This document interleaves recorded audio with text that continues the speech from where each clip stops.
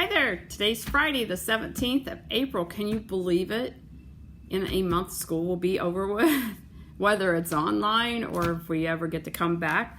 But wow, this year has been flying by. All right, so last night you needed to read chapter 12. Chapter 12 was an interesting day, wasn't it? I really liked this chapter. It was a good one. It's when Opal and Winn-Dixie arrived to work day one.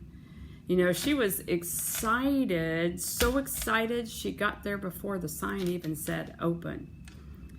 Okay, so when she got in there, she was shocked at what was going on. The animals, all of the animals were out of their cages, and Otis was playing his guitar.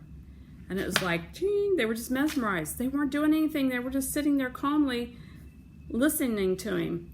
And Winn-Dixie goes over there and he settles right in until the bird starts yelling, dog, dog, and kind of stirs everything up. Animals are going everywhere. Otis hollers at her to help, and they start grabbing animals. She's just picking one up at a time and throwing it into a cage. She didn't even care whose cage it was.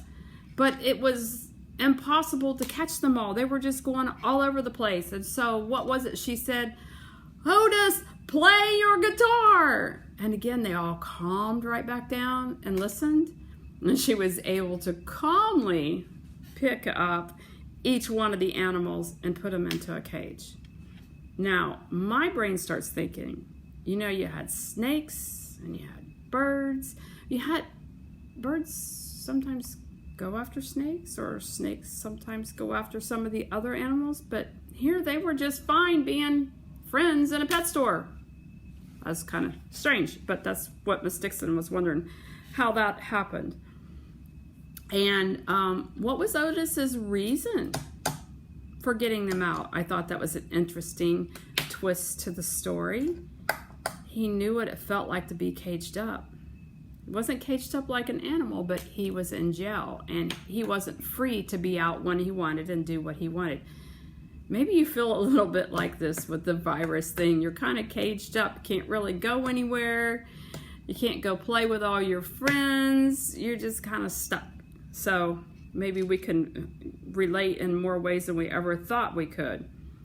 And so when she finished helping getting all that away, she saw that it needed to be cleaned like she came to do. Remember, she's trying to earn money to pay for the leash and the collar. So she cleaned up, swept the floors, and cleaned off some of the shelves. And that was a good start for her first day. When she was outside, someone met her. Who was it? Sweetie Pie, the little 5-year-old, I think she is. And she said, I saw what happened. She says, that was magic. Like, she even knew that that was not normal. Animals don't just sit and listen to someone playing a guitar. And so she told Winn-Dixie, hey, that's my mom over there. And they waved at her. And then she went on to go tell Mom about what she had seen. So go to page 15. How do you summarize that chapter? Your summary is a way to help you remember what happened in that chapter without going back and reading the whole thing. For me, I'm thinking, what was she doing? She went to go to work, right? So, and she does this a lot, but this was her first day at work. All right, that's what I'm going to put. You were supposed to put something last night. Remember, it doesn't have to be the same as what Mrs. Dixon writes, but it needs to be something that describes the chapters in just a few words. That's all you had to do. All right, go back to page 13. Did you finish making sentences? Was it a little hard?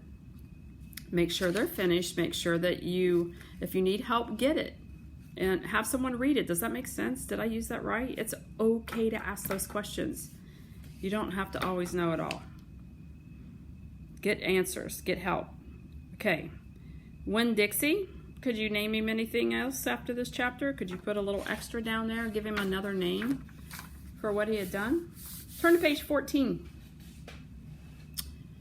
All right, so I said make sure you finish the short answer number 3, but go up to multiple choice number 1. Let's do that one together. It says, what does Otis do to keep the animals in the pet store calm? feed them extra food, turn off the lights, plays the guitar for them, or pets them gently? And I think we all know the answer was easily C.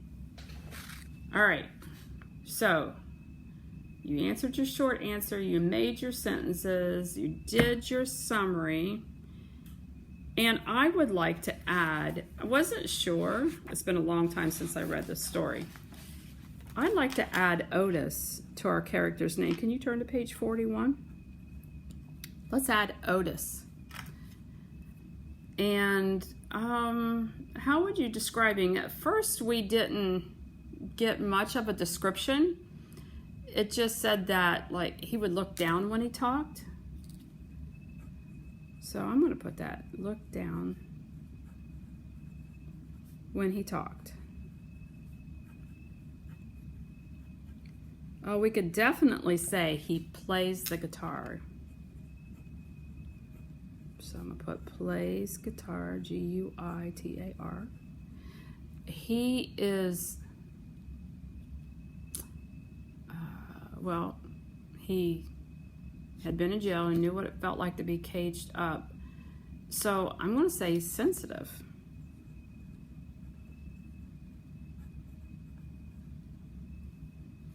Because he can relate.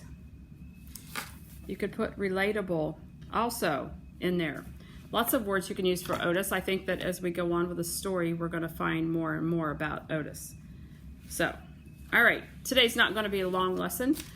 I want you to read chapter 13, and then I want you to put the summary on page 15 for the chapter.